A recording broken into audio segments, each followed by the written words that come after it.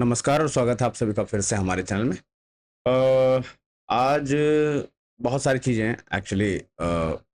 Daily है कि एक सर्टेन चीज़ जब घटित होती है तो हम उसके बारे में जानते हैं कि आज कुछ हुआ है, इंडिया ने कुछ किया, किसी के साथ ट्रेड डील हुआ, कहीं कुछ बोला गया एमईए के थ्रू, या मोदी जी ने कहीं विजिट किया है, किसी और कंट्री गए हैं, वहाँ कुछ हो रहा है। तो ये सारी चीज़ें बात होती है। अभी ऐसा तो फिलहाल मतलब ऐसा है कि अभी फिलहाल कुछ नहीं हो रहा, और जो चीज़ें ऑलरेडी इन प्रोग्रेस है उस पर ही बात करेंगे, और खासकर ध्यान रखेंगे कि हमारे पड़ोसी जो हैं पाकिस्तान, ज़्यादा सबसे ज़्यादा इम्पोर्टेंट जो है, तो पाकिस्तान वहाँ क्या हो रहा है और किस तरीके से अभी भी पाकिस्तान में जो एक जो केओस स्टार्ट हुआ था ऑपरेशन सिंदूर के टाइम से। ऐसा तो पहले से था, लेकिन ऑपरेशन सिंदूर में थोड़ा सा उसे एक पुश मिला था। तो वो अभी तक कहाँ तक पहुंचा है और आगे क्या क्या हो रहा है पाकिस्तान में। अभी तो मैं एक देख रहा था तो मुझे पता चला टीटीपी के लोगों ने पाकिस्तानी मिलिट्री की एक गाड़ी चुराई और वापस अफगानिस्तान में मिला, लेकिन उसे पाकिस्तानी मिलिट्री जाके ले तक नहीं पाई है। ठीक है, तो ऐसा कुछ। फिलहाल एक और चीज़ है कि अभी ओपन फायर भी किया गया है पश्तून पश्तून लोगों पे, और पश्तूनिस्तान जो कह रहे हैं उसे, केपीके जिसे कहते हैं, खैबर पख्तूनख्वा। तो जो उनके ऊपर अभी एक मिलिट्री वालों ने फायर खोल दिया, उस पर भी थोड़ा बात करेंगे कि ऐसा क्या हो रहा है कि हर तरफ से मिलिट्री को इतना परेशानी क्यों हो रही है। एक एक करके स्टार्ट करते हैं, क्योंकि बहुत सारी चीज़ें बात करने को। सबसे पहले तो स्टार्ट करते हैं कि मैं आपको एक फोटो दिखाता हूँ, फिर मैं बताता हूँ कि चीज़ क्या है। पहले ये देखो, तो ये है, आप पहले देख लो, एक टीन शेड्स है यूज फॉर स्टोरिंग लॉजिस्टिक। ये किचन है, ये वाला पार्ट।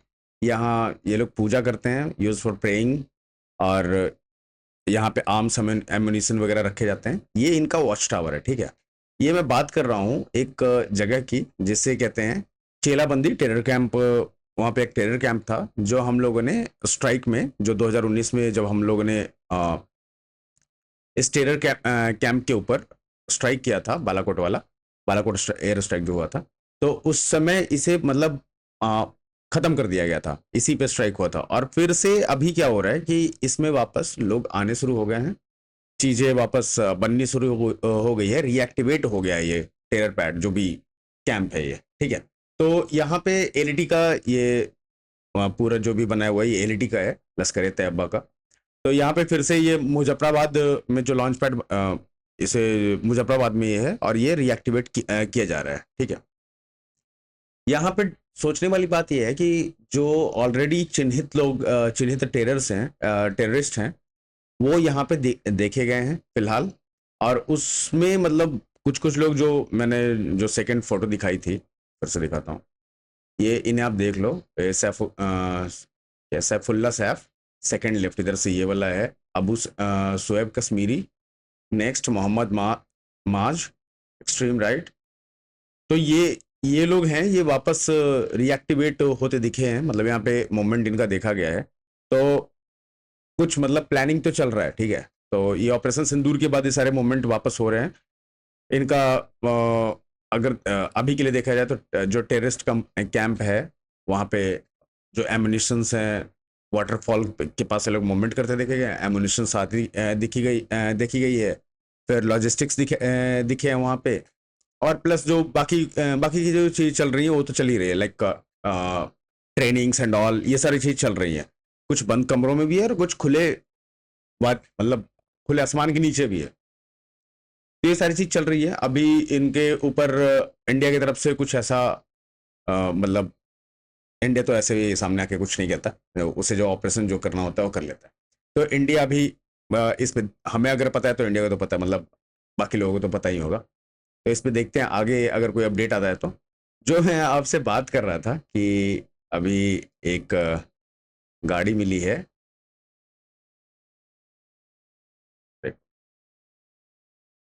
साउंड इसका बंद कर दिया है क्योंकि बैकग्राउंड में कुछ अजीब ही आवाज आ रहा था।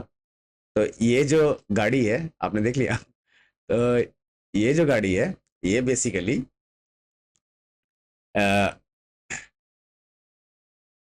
टीटीपी के लोगों ने चुरा के अफगान तालिबान को गिफ्ट कर दिया। टीटीपी तहरीक तालिबान पाकिस्तान, ये पाकिस्तान में अपनी एक्टिविटी करती है, वहाँ देखती है, ये भी तालिबान का एक आउटफिट है।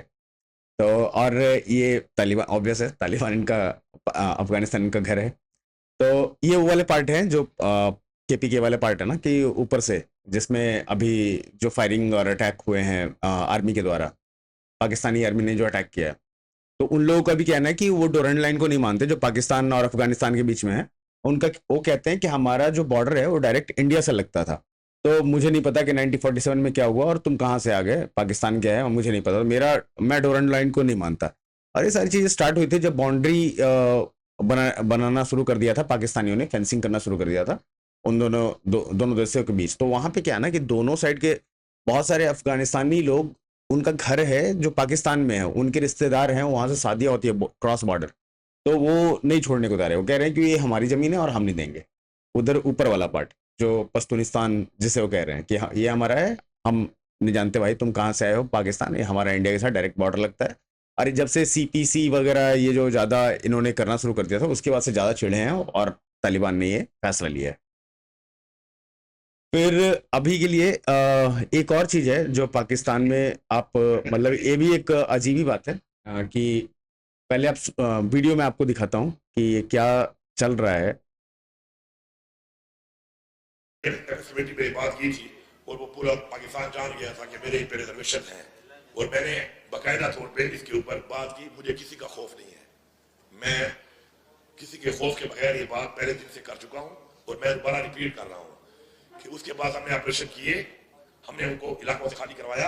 आपने वो वीडियो देखी, वो वीडियो देखने के बाद दोबारा उन लोगों को लाया गया, दोबारा उन लोगों को पकड़ा गया। तो हमारी ISI और हमारी MI ने उन लोगों को ऑन किया कि ये लोग हमारे लोग हैं, मेहरबानी करें, हम इनको इस्तेमाल करते हैं किसी भी काम के लिए, और उन्होंने पुलिस से उनको छुड़वाया। अब दोबारा वो लोग फिर ज्यादा हो चुके हैं, तो मेहरबानी करें अपने वर्दी वाले बदले से अपनी जंग लड़ें। गुर तालिबानों के जरिए जो आप उनको वोट करके जो जंग लड़ने की कोशिश आप कर रहे हैं, उससे आपके दरमियान और अवाम के दरमियान एतमाद खत्म हो रहा है, आपके दरमियान और मेरी पुलिस के दरमियान एतमाद खत्म हो रहा है, आपके दरमियान और मेरी हुकूमत, मेरी एडमिनिस्ट्रेशन के दरमियान एतमाद खत्म हो रहा है। गुर तालिबान आर नॉट एक्सेप्टेड। अगर आपको उनकी जरूरत है तो उनको फौज में भर्ती कर लो, फौज की वर्दी पहना के कश्मीर में लड़ाते हो, किसी और मार्ग में लड़ते लड़ा लो। इस तरीके से शहरों में ये नहीं घूमेंगे। मैंने पहले तो आप पहले आपने सुना कि, और मैं बता देता हूँ कि ISI MI जो है ये मतलब बाकायदे जब भी ये पकड़े जाते हैं, ये जो इंसान है, पहले तो मैं इनके बारे में बता दूं कि चीफ मिनिस्टर है एक कैबर KPK के, ठीक है, अली अमीन इनका नाम है। और ये कह रहे हैं कि जब भी कुछ ऐसे उपद्रवी या टेररिस्ट पकड़े जाते हैं तो ISI और MI है जो फोन करके कहती है या कहती है कि छोड़ दो, ये हमारे अपने लोग हैं, ठीक है। टेररिस्ट को के बारे में बोल रहे हैं। ये कह रहे हैं कि पहले थे, फिर ऑपरेशंस के बाद ये कम हो गए थे और फिर से इनकी तादाद बढ़ गई है, लेकिन जब हम इन्हें पकड़ते हैं तो ये ऊपर से ऐसे फोन करके छुड़वाते हैं। तो अगर यही करना है तो गुड तालिबान, एक तो पहले ये इतना फ्रॉड देश है ना कि ये तालिबान को गुड तालिबान और बैड तालिबान में पहले बांट चुका है, ठीक है। इनके अकॉर्डिंग जो काम कर रहा है, जो इनके लिए काम कर रहा है, वो गुड तालिबान है। जो अपने हक मांग रहा है वो बैड तालिबान है। तो जो TTP है वो भी तालिबान का एक आउटफिट है। वो लोग कह रहे हैं कि भाई हमारा जमीन दे दो, क्योंकि अभी इन लोगों ने इन्हें भगाया भी तो था ना, बहुत सारे अफगानिस्तानियों को भगाया था पाकिस्तान से, और छाती भी पीटते हैं कि हमने बहुत दिन खिलाया, ये किया वो किया, कुछ नहीं खिलाया है, उसके बदले पैसे मिले इनको अमेरिका से, उसको ठूसा है अपने अंदर, और इनको फिर बाद में इनके साथ इनको भगा दिया अफगानिस्तानियों को। वो गुस्से में आ गए भाई, और वो जिस तरह के लोग हैं वो, उनको लड़ना अच्छा लगता है, उनका लड़ना काम है। अब ये उसमें जो जिनसे ये बना के रखना चाहते हैं, जो इनकी बातें माने, उसको एक गुड तालिबान कहते हैं, और बाकी जो इनसे कुछ मांग दे उसे बैड तालिबान कहते हैं। तो ये कह रहे हैं गुड तालिबान का यूज करके वहां जो अभी अपना ऑपरेशन कराना वो सब कराओ। यार ये क्या कर रहे हो तुम, आतंकवादियों को सपोर्ट कर रहे हो, उन्हें घूमने दे रहे हो, अपने लोग कह रहे हो, ये सारी चीजें। तो ये भी एक है कि देखो यार, KPK में लोग, मतलब ये चीफ मिनिस्टर एटलीस्ट एक स्टैंड ले रहा है और अपने देश के लोगों को ही कह रहा है जो ऊपर बैठे हैं कि ये तो मत करो, ये तो टेररिस्ट को सपोर्ट तो मत करो। तो ये भी एक चीज़ है और इसका इस्तेमाल हो सकता है इंडिया करे, ठीक है, इंटरनेशनल फॉरम में। तो ये भी अच्छा चीज़ है कि ये आया है कम से कम। आगे चलते हैं, एक और मैं न्यूज़ दिखाता हूँ पहले कि ये एक आर्मी वाले का है। आर्मी वाले मतलब अपने आर्मी वाले नहीं, ये है पाकिस्तानी। सुनते हैं पहले। एक सेकंड। बलूचिस्तान में मेरे साथी जवान रोज अपनी जान की कुर्बानी दे रहे हैं, लेकिन हमारे कोर कमांडर लेफ्टिनेंट जनरल राहत नसीम अहमद खान साहब अपने ठंडे और आराम तलब कमरे में बैठकर इन कुर्बानियों को महज एक तरक्की का जरिया बनाकर देखते हैं। उन्हें जमीन की हकीकत से कोई वास्ता नहीं। उनके लिए ये शहादतें सिर्फ आंकड़े हैं, सिर्फ एक रिपोर्ट का हिस्सा है। फौजियों की कुर्बानियों को तअज़्ज़ुज़ देने के बजाय वो उन्हें नजरअंदाज करके अपनी सरगर्मियों और मुहिम परस्त जिंदगी में मसरूफ है। जब हमारे सिपाही दुश्मन की गोलियों के सामने सीना तान कर खड़े होते हैं, तब जनरल साहब किसी वीआईपी लॉन्ज में कहवा पी रहे होते हैं। जंग का नाम तो लेते हैं, लेकिन मकसद सिर्फ अपने ओहदे और शोहरत को बढ़ाना होता है। हमारी शहादत के बदले में तमगे और तरक्कियां ये अपने नाम कर लेते हैं। हमारी पुरजोर मांग है कि हमारे शहीदों को उनका हक और ताज़्ज़त दी जाए। इन बहादुरों की कुर्बानियां हरगिज़ जायगा नहीं जानी चाहिए। तो ये एक पाकिस्तानी आर्मी का सेना मतलब जो भी एक सैनिक है जो बोल रहा है अपने सीनियर के बारे में। तो ये गलत नहीं कह रहा यार, ये क्योंकि गोली चलती है तो गोली तो इसी को खानी पड़ती है। और बलूचिस्तान इनका अपना देश है, केपी के जो पार्ट है अपना देश है, सिंध जो देश है वो पूरा नीचे वाला पार्ट है प्रोविंस, वो अपना देश है। फिर भी इन्हें हर जगह यही फेस करना, मतलब बेइज्जत होते हैं, इनके ऊपर अटैक होता है, इनको गालियां पड़ती है। और ये बेचारे सब कुछ लगाते हैं, जान जान दे देते हैं, सब कुछ करते हैं, लेकिन इनका जो फायदा है वो इनको ना मिलके ना तो इन्हें कभी ऐसे कभी किसी स्टेज पे आके तारीफ किया जाता है, तारीफ में फील्ड मार्शल बन जाता है जो बैठा हुआ है।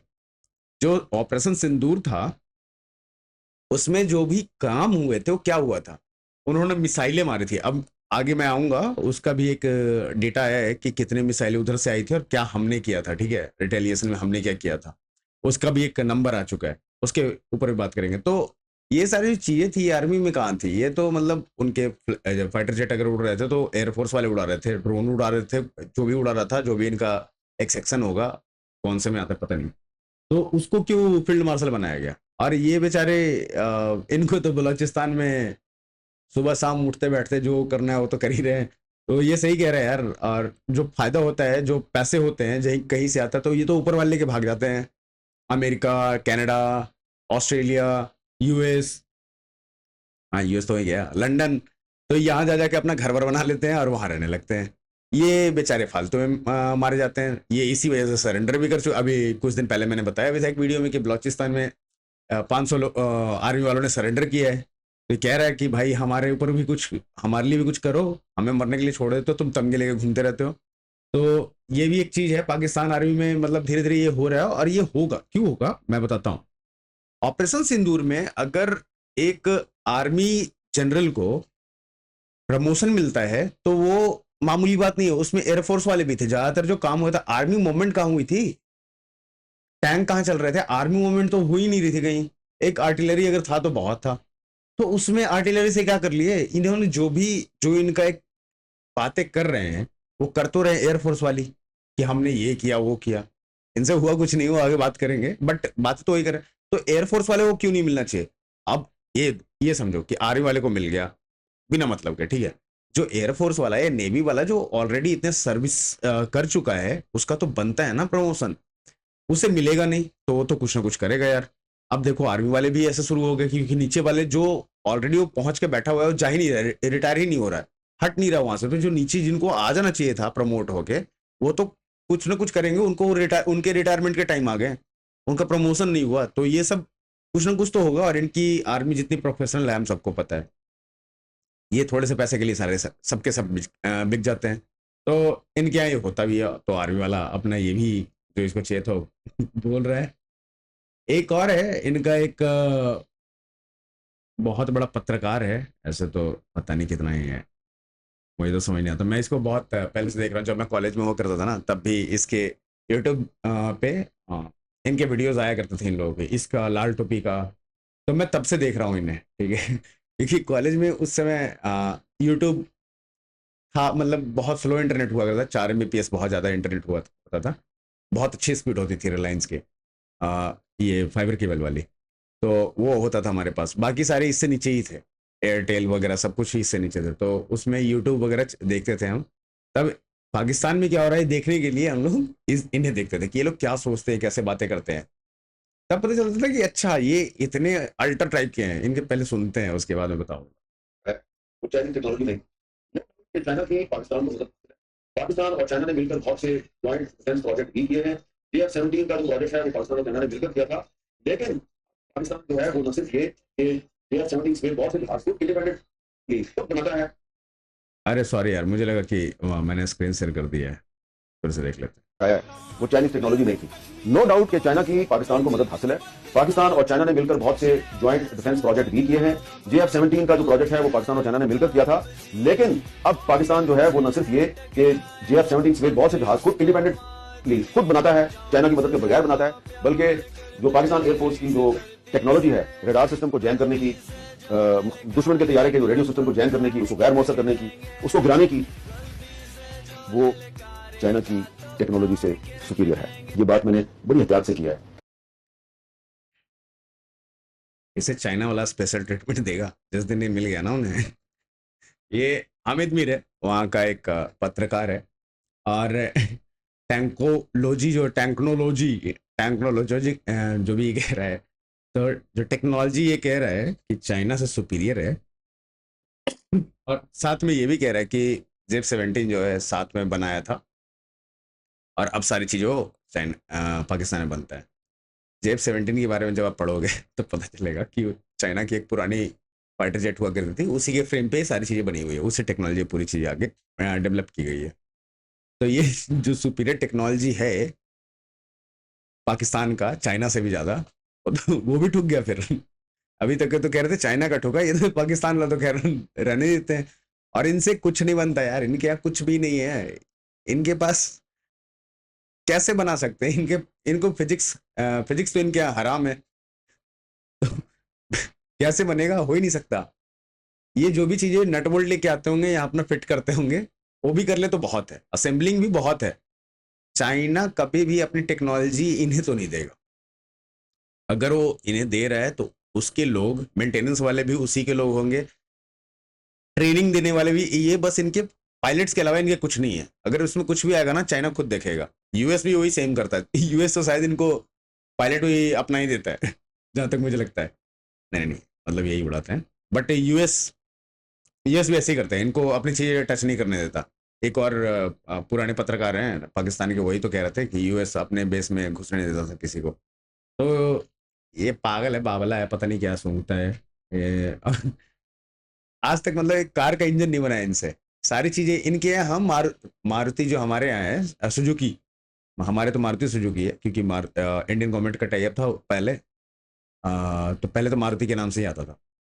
तो अभी सुजुकी जो है, इनके यहाँ सुजुकी मेहरान, जो हमारे यहाँ उतनी छोटी इंजन बिकती ही नहीं है। मिनिमम हमारे यहाँ जो लास्ट है वो 800 सीसी है, और शायद अब तो वो भी बंद हो गया। अब जो मिनिमम है वो 1000 सीसी है कार में।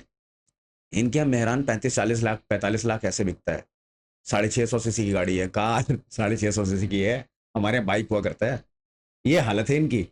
और ये बनाएंगे 70 सीसी की गाड़ियाँ चलती है इनके यहाँ बाइक में, 70 सीसी मैक्स है। ये बनाएंगे फाइटर जेट। अले देखो, मैं जो बात कर रहा था कि आज आर्मी, पाकिस्तान आर्मी वर्सेस पश्तूनों के बीच में एक छोटा सा ये हुआ। तो पाकिस्तान आर्मी ने फायरिंग खोल दी उनके ऊपर।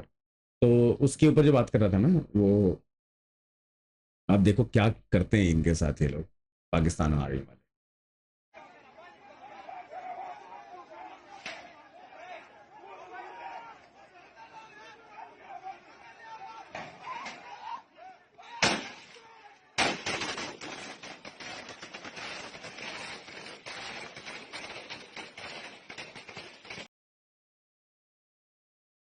तो अगर आप देखोगे ना, तो स्टार्टिंग में ना गेट था, मैं फिर से दिखाता हूँ।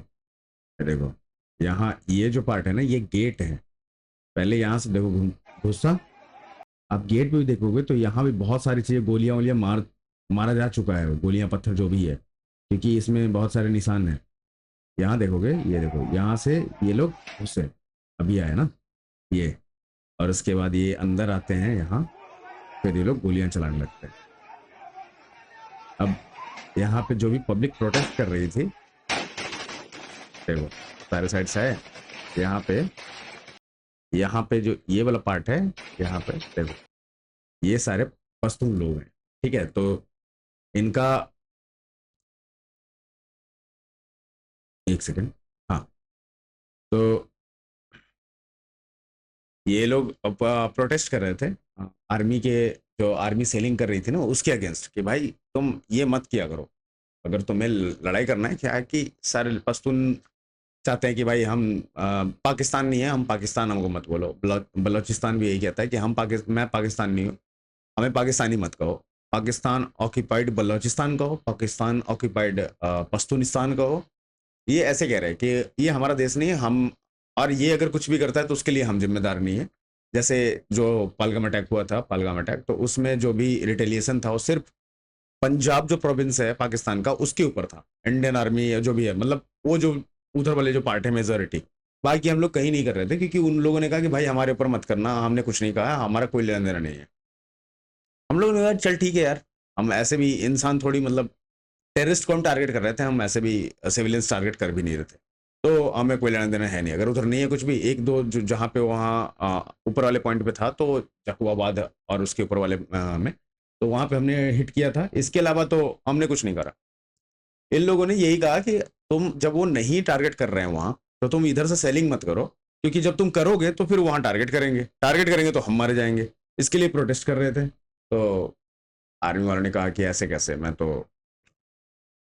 हम तो भाई गोली मार देंगे, और गोली चला दी।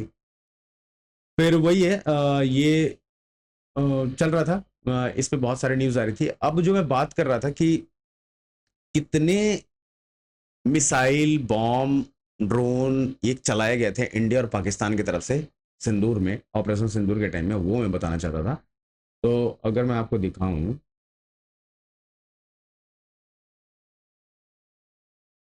देखो ये वाला मैप तो हमने पहले भी देखा, ठीक है, ये वाला मैप देखा है, military installation attacked, terror based attack during operation Sindoor, ठीक है। तो ये सारे टेरर वाले हैं जो हमने अटैक किए हैं, और उसके बाद जब इन्होंने रिटेलिएट किया तो फिर हमने मिलिट्री इंस्टॉलेशन सारे पीले कर दिए इनके, ठीक है, ऊपर से लेके एस्कार्दू है, मुजफ्फराबाद, ये जो अभी मैं बोल रहा था जहाँ फिर से एक्टिविटी स्टार्ट हो गई है, वहाँ पे वो वाला एरिया है, यहाँ पे टेररिस्ट कैंप ही है, ये सारे टेररिस्ट कैंप है, कोटली कोटली है वो। फिर ये मुर्जकी, इसको तो बर्बाद ही कर दिया। बहावलपुर भी गया है अच्छे से। सुखपुर का भी लगभग लंका लगा ही था। तो ये जो ये मैप तो हम आप लोगों ने देखा है। तो इसमें जो हुआ था, तो पाकिस्तान ऑलमोस्ट 80 फतह 1 जो उनका मिसाइल है वो फायर किया था, 20 फतह 2 जो उसका सेकंड वर्जन है फतह का, वो मिसाइल फायर किया था। और फतह 2 न्यूक्लियर कैपेबल, मतलब वो न्यूक्लियर वारहेड लेके जा सकता है, ठीक है, ट्रांसपोर्ट कर सकता है उसको। तो फतह 2 ऑल्दो उस पर लगा हुआ नहीं था कोई ऐसा वारहेड, नॉर्मल, मतलब जो टैक्टिकल होता है वही वेपन थे, नॉन टैक्टिकल वेपन ही थे, तो उसमें मतलब न्यूक्लियर जैसा कुछ नहीं था, बट हाँ वो कैपेबल था। लेकिन जब क्या होता है ना कि जब अटैक होता है और मिसाइल चलाई जाती है, तो उसके सिग्नेचर के अकॉर्डिंग दूसरी कंट्री, अब उसको थोड़ी पता है कि वारहेड लगा है कि नहीं लगा है। अगर उस टाइप की मिसाइल चलाई जाती है उस श्रेणी की जिसमें कैपेबल जो न्यूक्लियर वारहेड को लेके जा सकता है, तो सामने वाले को लगता है कि ये न्यूक्लियर बॉम्ब ही मार दिया, ठीक है, वो अनुमान लगाता है कि भाई ऐसा हो सकता है।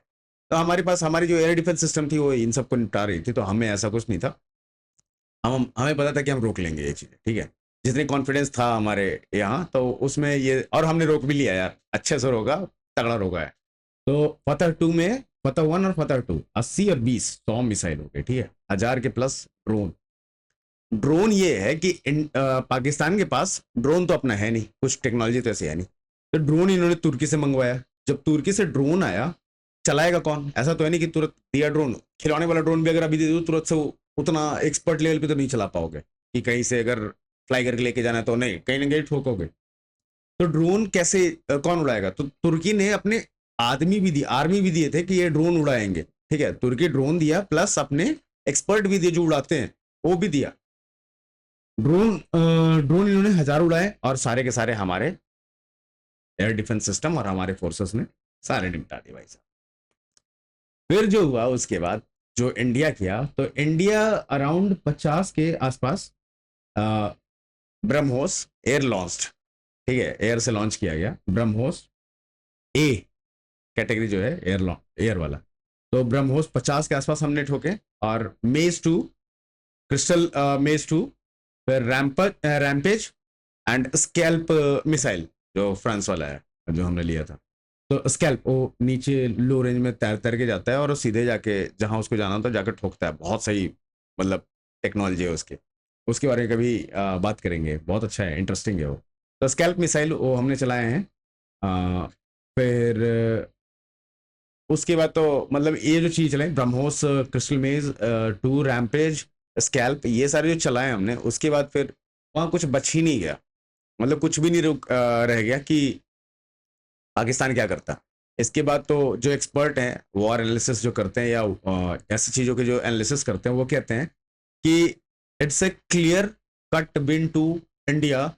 सामने वाले को एक मौका तक नहीं दिया अटैक करने के बाद, सामने वाले इस स्थिति में नहीं है कि वो बचा सके खुद को, उसका एयर डिफेंस खराब है और वो अटैक कर सके, या तो अटैक कर सके। तो दोनों तरीके से ये शांत बैठा है, तो इंडिया की जीत हुई, ऐसे एक्सपर्ट कहते हैं।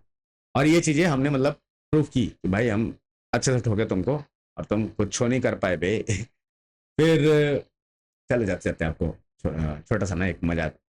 देखो इसे कराची तो सुने होगा ना, कराची बहुत बहुत सही जगह है। मतलब कराची ऐसा शहर है कि बहुत लोग यहाँ से इंडिया से जाके कहते थे कि अरे पाकिस्तान के शहर ना बहुत खूबसूरत हैं। आइए देखते हैं कराची।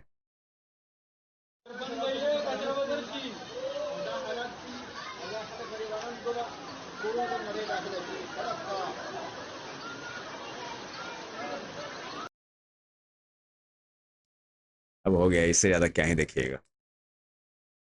नाली है, नाली बह रहा है कराची में।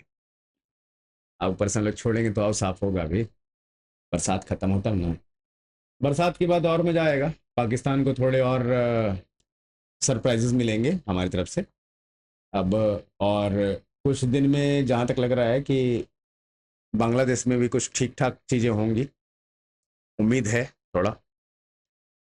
साथ में यूएस से जो डील होना है वो भी चल रहा है, उसके ऊपर बिग बवाल होना है 15 अगस्त के बाद, तो वहाँ भी कुछ ना कुछ होगा, मज़ेदार है वो भी। तो ठीक है, आज के लिए इतना ही, और मिलते हैं कल फिर से।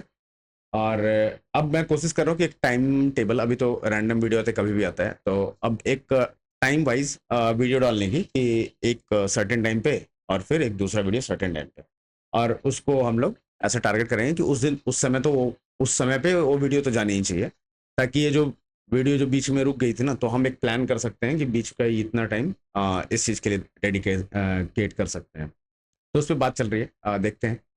फिर मिलते हैं अगले वीडियो में, तब तक के लिए नमस्कार, और चैनल को सब्सक्राइब जरूर कीजिएगा, लाइक कीजिएगा। Thank you.